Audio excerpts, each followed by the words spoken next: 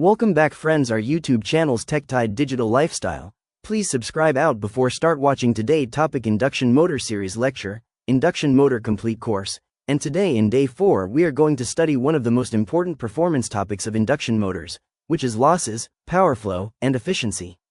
These concepts help us understand where electrical energy goes inside the motor, how much useful mechanical power we finally get at the shaft, and why motors are designed in a particular way for high efficiency.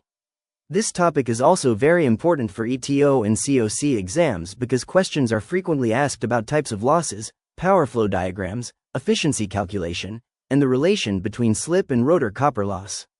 Let us begin with the general idea of power flow in an induction motor.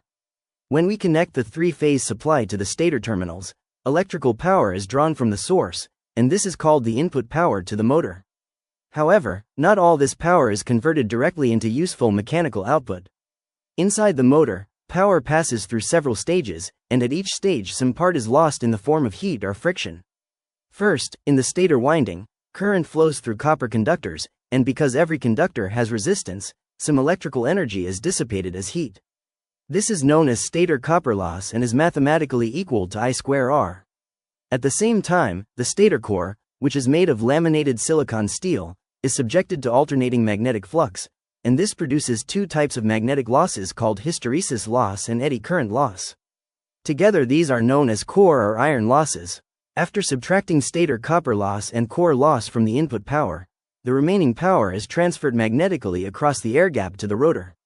This transferred power is called air gap power.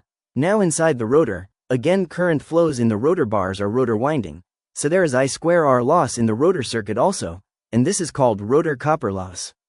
The rest of the air gap power is converted into mechanical form in the rotor and is known as mechanical power developed.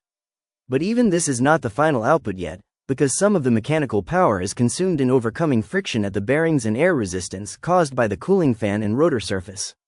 These are known as mechanical losses or rotational losses. When we subtract mechanical losses from the mechanical power developed, the remaining power available at the shaft is the output power of the induction motor. Now let us classify the losses more clearly, as shown in the next slides.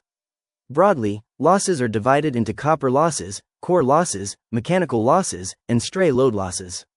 Copper losses occur in both stator and rotor windings and depend strongly on load current. As load increases, current increases, and therefore copper losses increase rapidly. Core losses, which include hysteresis and eddy current losses, mainly depend on supply voltage and frequency, and they remain almost constant from no load to full load condition. Mechanical losses such as bearing friction and windage are also approximately constant once rated speed is reached. Stray load losses are small additional losses caused by leakage flux, harmonics, and non-ideal magnetic paths, and they are usually grouped with other losses during testing. The power flow diagram is a very important concept and is often asked to be drawn in exams, so remember the order carefully. Start with electrical input to stator, then subtract stator copper loss and core loss, which leaves air gap power. From air gap power subtract rotor copper loss to get mechanical power developed. From mechanical power developed subtract mechanical losses to finally obtain shaft output power. Practicing this sequence will help you easily answer descriptive questions in ETO and COC examinations. Now we come to efficiency, which is a measure of how effectively the motor converts electrical input power into useful mechanical output power.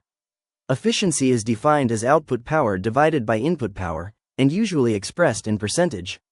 So efficiency equals output divided by input multiplied by 100.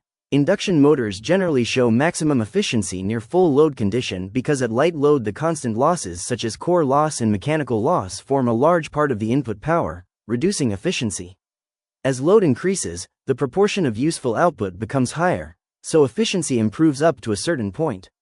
Another very important relation connected with efficiency and losses is the relation between slip and rotor copper loss. From the power flow analysis, rotor copper loss is equal to slip multiplied by air gap power, while mechanical power developed is equal to 1 minus slip multiplied by air gap power. This means that at starting condition, when slip is equal to 1, the entire air gap power is lost as rotor copper loss and no mechanical power is developed, which is why starting current is high and heating is severe if the motor is kept at standstill. At normal operating speed, slip is very small, usually a few percent, so only a small portion of air gap power is lost in the rotor and most of it is converted into useful mechanical power. From ETO and COC exam point of view, make sure you can clearly list all types of losses, explain each one, draw a neat and labeled power flow diagram, write the efficiency formula, and state the relation between slip and rotor copper loss, because these topics are frequently asked in written as well as oral examinations. So to summarize today's Day 4 lecture, we have studied how power flows through an induction motor from stator input to shaft output, what different types of losses occur inside the machine, how efficiency is calculated and how it varies with load, and how slip affects rotor copper loss and mechanical power developed. In the next lecture, we will move to torque equation and torque slip characteristics, which explain how torque changes with speed and load, so please like the video, subscribe to the channel TechTide Digital Lifestyle, and continue learning with us in the next part. Thank you for watching TechTide Digital Lifestyle Induction Motor Series.